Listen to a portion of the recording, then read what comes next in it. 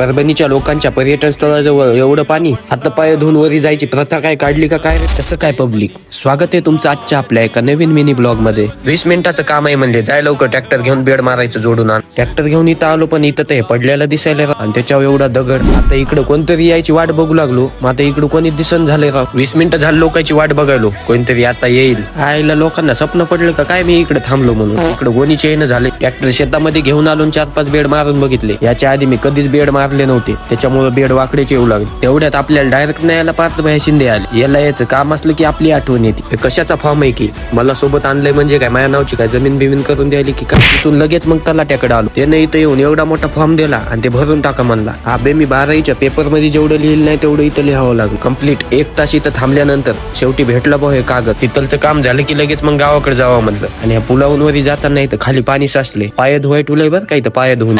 एवढ्यात हे इकडे म्हणते मला ट्रॅक्टर